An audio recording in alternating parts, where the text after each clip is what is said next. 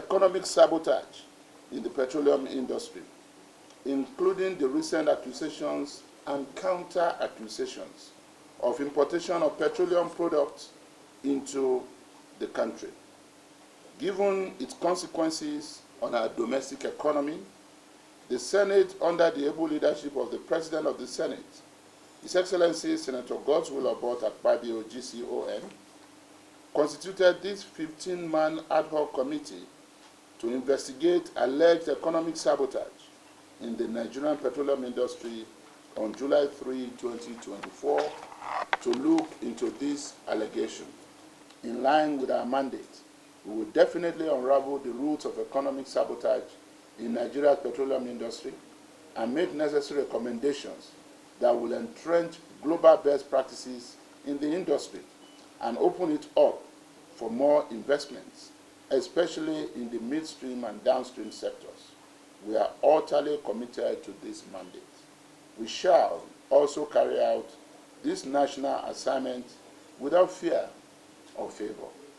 We shall be fair and just to all parties with a view to promoting and protecting the strategic national interests of our fatherland.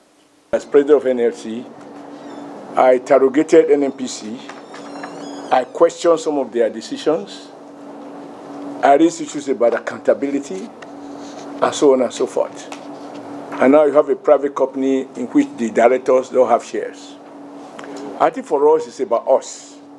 When I say about us, at this age, what do I want? So even when I was younger, I fought. There's no reason why we shouldn't. The times are dynamic. What happened last week, last year, must not necessarily happen as going forward.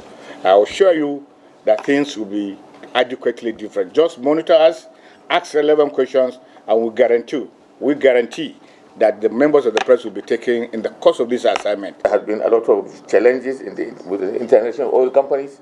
We have major challenges with the major marketers, local independent marketers. We have problems with the turnaround maintenance, the NNPC, and the regulatory agencies. This is the job that we are going to do. We are subjecting ourselves to an open investigation, and the report of this panel is also going to be open for all Nigerians to see, because people should realize that implementing decisions and policies are in the hands of the executive arm of government. This country is run on a tripod of institutions: the legislature, the executive, and the judiciary. We are not going to give you comfort that whatever we say is going to be implemented, because the legislature has its functions, the executive also has its functions. If we have conflict, we go to the judiciary for settlement.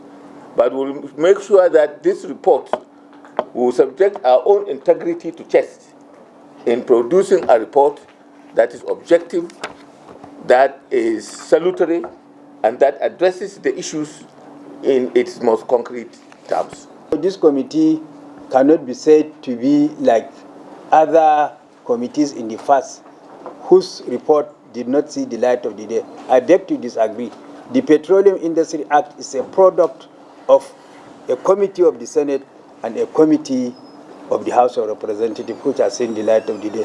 If you look at the audience that is going to be involved in this investigation, it goes across a whole region of people, from the large capital investment refineries to the low capital investment modular refineries. All these are important because the petroleum industry is the backbone of the economy of this nation.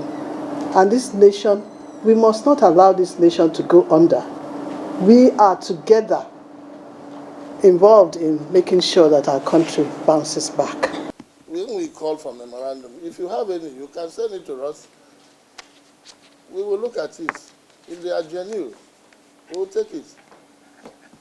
It is the responsibility of every Nigerian for this committee, not just the 15 of us, every Nigerian, to ensure that economic sabotage is put to an end. The terms of reference of the ad hoc committee include: A, to examine the pre-shipment and pre-discharge standard test parameters adopted by the Nigerian Midstream and Downstream Regulatory Authority with a view to uncovering loopholes, if any, being exploited to get toxic cargoes into our country. 2, to determine the level of compliance of the NNPC Limited's direct sale, direct purchase arrangement in line with the provisions of the Petroleum Industry Act, including the extent of transparency and accountability in the scheme.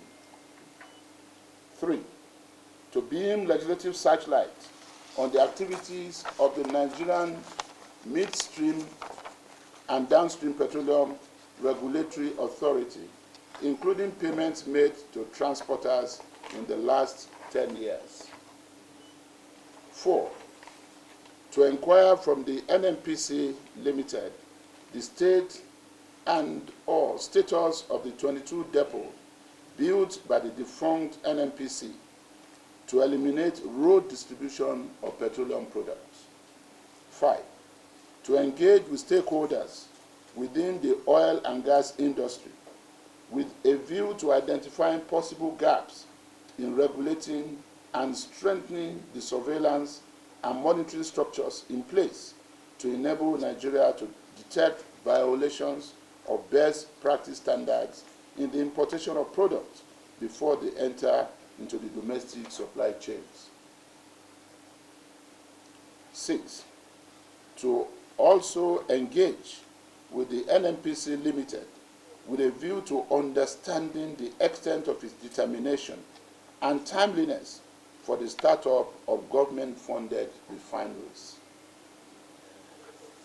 7, to investigate how institutions across the importation and distribution chain failed to conduct quality sampling, shipped in products without auditing, and performed part validations by the Nigerian Customs Service, Nigerian Midstream and Downstream Petroleum Regulatory Authority, Nigerian Maritime Administration and Safety Agency, Standards Organization of Nigeria, and Nigerian Ports Authority. And finally, to also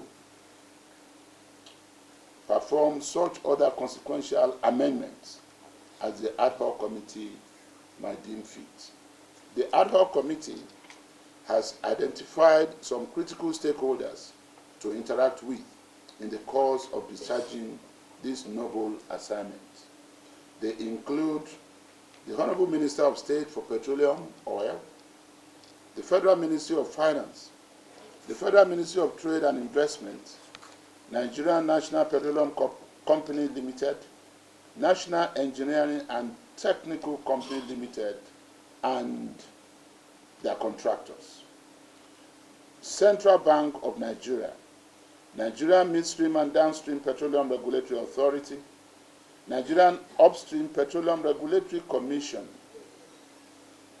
Standards Organization of Nigeria, Nigerian Maritime Administration and Safety Agency, Nigerian Customs Service, Nigerian Navy, Obat Oil, Matrix Energy Depot, Independent Petroleum Marketers Association of Nigeria, International Oil Companies, Depot and Petroleum Products Marketers Association of Nigeria, Major Oil Marketers Association of Nigeria, Nigerian Port Authority, Dangote Group, Modular Refineries, Capital Oil, and Nigerian-owned refineries.